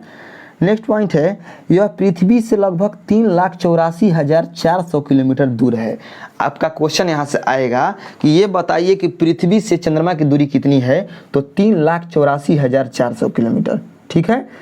नेक्स्ट पॉइंट है चंद्रमा पृथ्वी का एक चक्कर लगभग 27 दिनों में पूरा करता है। जो चंद्रमा है ये पृथ्वी का एक चक्कर कितने दिनों में पूरा करता है, तो 27 दिन में पूरा करता है। लगभग इतने ही समय में अपने अक्ष पर एक चक्कर भी पूरा करता है। इसी कारण हमें चंद्रमा को केवल एक ही भाग दिखाई पड़ता है। ठीक है। नेक्स्ट पॉइंट है नील आर्मस्ट्रॉन्ग। देखिए ये बहुत ही महत्वपूर्ण VVI पॉइंट है, इसको नोट कर लीजिएगा। ठीक है, बहुत इंपॉर्टेंट पॉइंट है। नील आर्मस्ट्रॉन्ग पहले व्यक्ति थे जिन्होंने 20 जुलाई 1969 को सबसे पहले चंद्रमा की सतह पर कदम रखा। ठीक है। हाल ही में जुलाई, देखिए जो चंद्रयान 3 लॉन्च हुआ है उसके बारे में यहाँ पर दिया गया है। इसको तो ये तो परीक्षा में आएगा ही आएगा। हाल ही में 14 जुलाई, ये डेट याद रखिएगा, 14 जुलाई 2023 तो सबको याद है कि 2023 में चंद्रयान 3 लॉन्च हुआ है, लेकिन ये डेट आपको याद रखना है कि 14 जुलाई को लॉन्च हुआ है। 14 जुलाई 2023 को भारत ने चंद्रमा पर अपना यान चंद्रयान 3 भेजा है, जिसका उद्देश्य चंद्रमा के दक्षिणी सतह पर लैंडर को सॉफ्ट लैंडिंग कराने का है, जिससे चंद्रमा पर मिट्टी, पत्थर तथा खनिजों का अध्ययन किया जा सके। ठीक है। अब आइए जानते हैं कि इसरो द्वारा भेजे गए चंद्रयान मिशन कौन कौन से है। तो देखिए इसरो द्वारा भेजे गए चंद्रयान मिशन में चंद्रयान प्रथम था एक, जो 22 अगस्त 2008 को भेजा गया था, और ये PSLV XLC-11 रॉकेट से भेजा गया था। ठीक है। उसके बाद चंद्रयान 2 भेजा गया 22 जुलाई 2019 में, 22 जुलाई 2019 में भेजा गया GSLV MK3। ठीक है, इसके द्वारा भेजा गया। नेक्स्ट है चंद्रयान 3, और ये भेजा गया है 14 जुलाई 2023 को, और ये भेजा गया है LVM-3 M4 रॉकेट के द्वारा। ठीक है, नेक्स्ट पॉइंट है बृहस्पति का उपग्रह गैनीमीड पीले रंग का है, जो सभी उपग्रहों से सबसे बड़ा है। ठीक है, नेक्स्ट पॉइंट है शुक्र पृथ्वी का सबसे निकटतम ग्रह, सबसे चमकीला एवं सबसे गर्म ग्रह है और इसका कोई उपग्रह नहीं है।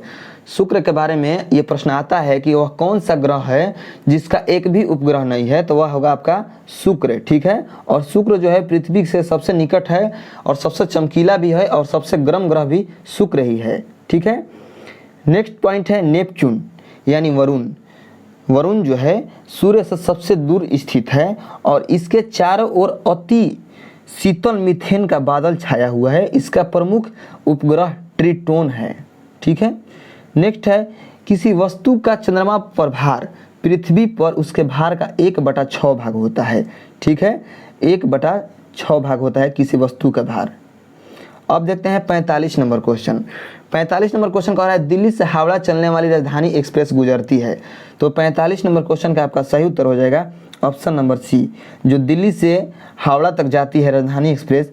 ये दिल्ली से पहले उत्तर प्रदेश होते हुए बिहार होते हुए बंगाल में हावड़ा जाती है। ठीक है, अब आइए देख लेते हैं कुछ महत्वपूर्ण पॉइंट्स। तो महत्वपूर्ण पॉइंट्स में ये है कि राजधानी एक्सप्रेस जो है ये भारतीय रेल की एक पैसेंजर रेल सेवा है जो भारत की राजधानी दिल्ली को देश की विभिन्न राज्यों की राजधानी से जोड़ता है। ठीक है, मार्च 1969 को पहली बार राजधानी रेलगाड़ी नई दिल्ली से हावड़ा के बीच चली थी। ठीक है, नेक्स्ट पॉइंट है नई दिल्ली जो है हावड़ा राजधानी एक्सप्रेस वाईफाई सुविधा वाली भारत की पहली रेलगाड़ी है।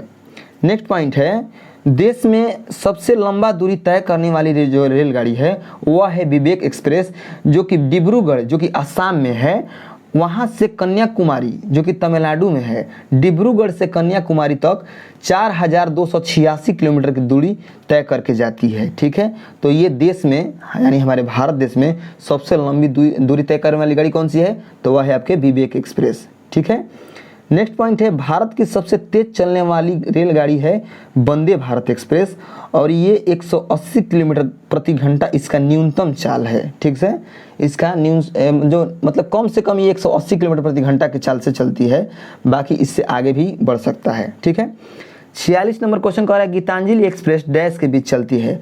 तो जो 46 नंबर क्वेश्चन का सही उत्तर होगा वह होगा ऑप्शन नंबर सी, यानी हावड़ा से मुंबई तक चलती है गीतांजलि एक्सप्रेस। अब आइए कुछ और भी महत्वपूर्ण पॉइंट्स को देख लेते हैं। तो देखिए कह रहा है इसका पहला पॉइंट्स कि गीतांजलि एक्सप्रेस 2 मेट्रो शहरों कोलकाता यानी हावड़ा जंक्शन और मुंबई जो कि छत्रपति शिवाजी महाराज टर्मिनल के बीच चलने वाली दैनिक रेलगाड़ी है, जो पूर्व को पश्चिम से जोड़ती है। भारत के पूर्व से पश्चिम को जोड़ती है ये गीतांजलि एक्सप्रेस। ठीक है, भारत में चलने वाली कुछ प्रमुख रेलगाड़ियाँ हैं उसको भी देख लेते हैं। पहला पॉइंट्स में दे रहा है शताब्दी एक्सप्रेस, और शताब्दी एक्सप्रेस जो है भारत के बड़े महत्वपूर्ण एवं व्यावसायिक शहरों को आपस में जोड़ती है।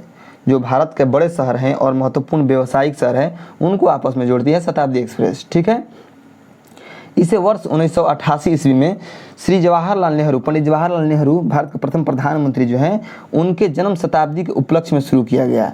1988 में जो प्रधानमंत्री हैं तो उनके जो प्रथम प्रधानमंत्री थे पंडित जवाहरलाल नेहरू, उनके उपलक्ष्य में शुरू किया गया था शताब्दी एक्सप्रेस। ठीक है, आपको बता दें कि एक गाड़ी है जन शताब्दी, मतलब वो शताब्दी एक्सप्रेस का किफ़ायती एक्सप्रेस का संस्करण है। ठीक है, जन शताब्दी जो है ये शताब्दी एक्सप्रेस का किफ़ायती एक्सप्रेस संस्करण है। ठीक है, नेक्स्ट पॉइंट है तेजस एक्सप्रेस। तेजस एक्सप्रेस जो है यह IRCTC द्वारा संचालित भारत की पहली कॉरपोरेट प्राइवेट ट्रेन है। प्रथम तेजस एक्सप्रेस लखनऊ और दिल्ली के बीच चली थी। ठीक है, वंदे भारत एक्सप्रेस यह पूरी तरह से भारत में डिजाइन और निर्मित होने वाली पहली ट्रेन है। इससे पहले T18, ठीक है, जो वंदे भारत एक्सप्रेस है इससे पहले T18 के नाम से जाना जाता था। पहली वंदे भारत एक्सप्रेस वाराणसी से नई दिल्ली के बीच चली। ठीक है, अभी जुलाई 2023 तक, जो 2023 का जुलाई मतलब मंथ है, जुलाई महीने में 2023 तक 25 वंदे भारत ट्रेन चल रही है। ठीक है, और ये 2019 से संचालित है। नेक्स्ट पॉइंट है 75 वंदे भारत ट्रेन चलाए जाने का लक्ष्य आज़ादी के अमृत महोत्सव के 75 हफ्तों में रखा गया है। ठीक है, नेक्स्ट पॉइंट है, हाल ही में कोरोमंडल एक्सप्रेस जो कि उड़ीसा में घटना हुआ था, आप लोग सभी लोग जानते थे, दिल दहलाने वाला घटना हुआ था। हाल ही में कोरोमंडल एक्सप्रेस उड़ीसा के बालासोर के निकट दुर्घटनाग्रस्त हुई थी, जो कोलकाता के शालीमार स्टेशन से चेन्नई के बीच चलती है। ठीक है, नेक्स्ट पॉइंट है, रेलवे के बारे में महात्मा गांधी ने क्या कहा था। तो रेलवे के बारे में महात्मा गांधी ने कहा था कि भारतीय रेलवे ने विविध संस्कृति के लोगों को एक साथ लाकर भारत के स्वतंत्रता संग्राम में योगदान दिया है। ठीक है, अब देखते हैं 47 नंबर क्वेश्चन। 47 नंबर क्वेश्चन कह रहा है दोस्तों, दक्षिण नवल कमांड का मुख्यालय कहाँ स्थित है। तो दक्षिण नवल कमांड का जो मुख्यालय है ये है कोची में स्थित, और कोची क्या है, ये केरल में है। ठीक है, अब देखते हैं इसके महत्वपूर्ण पॉइंट्स को। तो देखिए, जल सेना यानी नेवी, नेवी का मुख्यालय कहाँ है, ये दिल्ली में है। ठीक है, इसका प्रधान कौन है, इसका प्रधान होते हैं एडमिरल रैंक का chief of the naval staff. ठीक है, अब नेक्स्ट पॉइंट को देख लेते हैं। नेक्स्ट पॉइंट में है कि समस्त जल सेना को 3 कमांड में बांटा गया है तथा इसका अधिकारी एक वाइस एडमिरल होता है। पूर्वी कमांड जो है, नेवी का पूर्वी कमांड कहाँ पर है, इसका मुख्यालय तो विशाखापट्टनम में। नेवी का पश्चिमी कमांड का मुख्यालय कहाँ है, तो ये है मुंबई में। ठीक है, नेवी के दक्षिणी कमांड का मुख्यालय कहाँ है, तो ये है कोची में। ठीक है, नेक्स्ट है, वर्तमान में जल सेना के प्रमुख आर हरि कुमार है। वर्तमान में जो जल सेना का प्रमुख है ये आर हरि कुमार है। ठीक है, 48 नंबर क्वेश्चन आइए देखते हैं। 48 नंबर क्वेश्चन कह रहा है, निम्नलिखित में से कौन सा देश का सबसे पुराना पैरामिलिट्री दल है। तो वह है असम राइफल। जो असम राइफल है ये सीआरपीएफ, बीएसएफ और सीआईएसएफ से पहले इसका गठन हुआ था। ठीक है, आइए देखते हैं इसके महत्वपूर्ण पॉइंट्सों को। तो पहला पॉइंट इसमें कह रहा है कि भारत की आंतरिक सुरक्षा या प्रतिरक्षा हेतु अर्धसैनिक बल का गठन किया गया है। ठीक है, नेक्स्ट पॉइंट है, असम राइफल में भारत म्यांमार सीमा और भारत चीन की सुरक्षा करती है। जो असम राइफल है ये भारत के पूर्वोत्तर में भारत म्यांमार सीमा और भारत चीन सीमा की सुरक्षा करती है। और इसकी जो स्थापना हुआ है वह हुआ है 1835 ईस्वी में। जो असम राइफल का स्थापना हुआ है वह हुआ है 1835 ईस्वी में, कक्षार लेवी के नाम से की गई थी उसकी स्थापना। नेक्स्ट पॉइंट है, इस केंद्रीय सशस्त्र बल को पूर्वोत्तर का प्रहरी और पर्वतीय लोगों का मित्र कहा जाता है। ठीक है, अब आइए देखते हैं कुछ प्रमुख संगठन है और उसका स्थापना वर्ष एवं मुख्यालय को। तो पहला है असम राइफल, जिसकी चर्चा हम लोग कर चुके हैं, और इसकी स्थापना हुआ 1835 में, और इसका मुख्यालय है मेघालय के शिलोंग में। मेघालय जो राज्य है उसके शिलोंग में असम राइफल का मुख्यालय है। नेक्स्ट पॉइंट है, केंद्रीय रिजर्व पुलिस बल यानी सीआरपीएफ। तो सीआरपीएफ की स्थापना हुआ है 1939 में, और ये नई दिल्ली में इसका मुख्यालय है सीआरपीएफ का। ठीक है, नेक्स्ट है होमगार्ड। होमगार्ड का स्थापना कब हुआ है, तो होमगार्ड का स्थापना हुआ है 1946 में, और इसका मुख्यालय विभिन्न राज्यों में भी है, यानी सभी राज्यों में है। ठीक है, राष्ट्रीय कैडेट कोर यानी एनसीसी, एनसीसी का स्थापना कब हुआ है, एनसीसी का स्थापना हुआ है आपका 1948 में, और इसका मुख्यालय है नई दिल्ली में। नेक्स्ट पॉइंट है प्रादेशिक सेना यानी टीए, टेरिटोरियल आर्मी। तो टेरिटोरियल आर्मी की स्थापना कब हुआ है 1949 में, और इसकी भी जो है मुख्यालय विभिन्न राज्यों में है। ठीक है, नेक्स्ट है आईटीबीपी, भारतीय तिब्बत सीमा पुलिस। तो इसकी जो गठन हुआ है या स्थापना हुआ है 1962 में हुआ है, और इसकी जो मुख्यालय है नई दिल्ली में है। नेक्स्ट है सीमा सुरक्षा बल बीएसएफ। ठीक है, बॉर्डर सिक्योरिटी फोर्स, और इसकी जो है हुआ है स्थापना 1965 में नई दिल्ली में। नेक्स्ट है सीजी तटरक्षक बल। ठीक है, यानी कोस्ट गार्ड।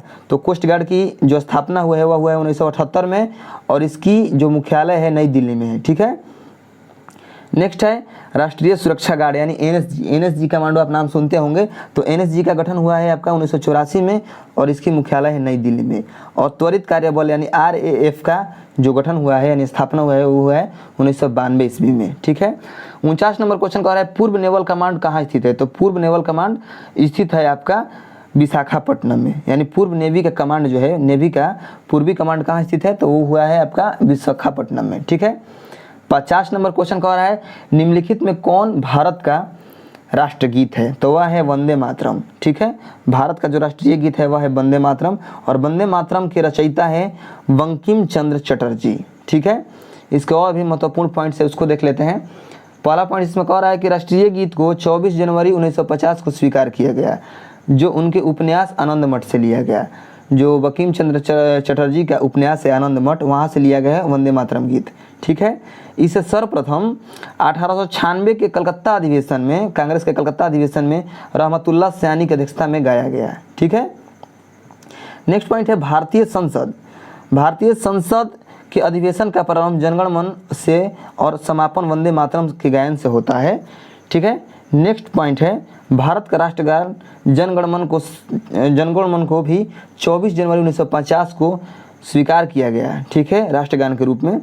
इसके गायन की अवधि यानी जनगण मन जो है, इसके गायन की अवधि 52 सेकंड तथा संक्षिप्त में अगर गाएंगे तो 20 सेकंड का समय लगता है। ठीक है, नेक्स्ट है राष्ट्रगान के वर्तमान स्वरूप को बंगला में प्रकाशित तत्वबोधिनी पत्रिका में भाग्य भाग्य विधाता नामक शीर्षक से छपे कविता से लिया गया, जो 1919 में मॉर्निंग सॉन्ग ऑफ इंडिया के नाम से अंग्रेजी में प्रकाशित हुआ। ठीक है, नेक्स्ट पॉइंट है इसे सर्वप्रथम यानी जनगण मन को सर्वप्रथम 1911 ईस्वी में कांग्रेस के कलकत्ता अधिवेशन में पंडित बिशन नारायण धर के अध्यक्षता में गाया गया। ठीक है, नेक्स्ट पॉइंट है राष्ट्रगान के वर्तमान संगीतमय धुन को बनाने का श्रेय कैप्टन राम सिंह ठाकुर INA के सिपाही को जाता है। ठीक है, नेक्स्ट पॉइंट है सारे जहां से अच्छा हिंदुस्तान हमारा, यह नारा इकबाल ने दिया है। किसने दिया है? तो इकबाल ने। ठीक है, नेक्स्ट पॉइंट है भारत के राष्ट्रीय प्रतीक सारनाथ स्थित अशोक के सिंह स्तंभ के शीर्ष भाग की अनुकृति है। इसके नीचे सत्यमेव जयते जो है वह देवनागरी लिपि में अंकित है और ये मुंडको उपनिषद से लिया गया है। ये आपका प्रश्न आता है यहाँ से कि सत्यमेव जयते जो है ये किस उपनिषद से लिया गया है, तो ये लिया गया मुंडको उपनिषद से। ठीक है, नेक्स्ट पॉइंट है भारत सरकार ने इसे 26 जनवरी 1950 को अपनाया। ठीक है, 26 जनवरी 1950 को अपनाया। ठीक है, किसको? सत्यमेव जयते जो शब्द है ये उसको अपनाया है 26 जनवरी 1950 को, और ये लिया गया है मुंडको उपनिषद से। तो इस प्रकार आपका 50 क्वेश्चन समाप्त हो चुका है 2 नंबर सेट का। तो दोस्तों ये सेट कराने का तरीका आपको कैसा लगा? हम हर पॉइंट्स को लाइन बाय लाइन बता रहे हैं तो आपको बहुत अच्छे तरीक़े से समझ में आ जाए और आप परीक्षा में रिजल्ट लेकर आएँ। ठीक है, तो हम मिलेंगे नेक्स्ट वीडियो में, तब तक के लिए जय हिंद। अगर आपको वीडियो अच्छा लगा होगा तो चैनल को सब्सक्राइब करके वीडियो को शेयर कीजिएगा कि जिस भाई के पास ये हमारा जो है बुक नहीं पहुंच पाया है, जो ज्ञान बिंदु वाला बुक है नहीं पहुंच पाया है, तो ये हमारा वीडियो पहुंच जाए और उस भाई को काफ़ी फ़ायदा मिले और वह भी अपना रिजल्ट ले आ पाए। ठीक है, तो जय हिंद, मिलते हैं नेक्स्ट वीडियो में।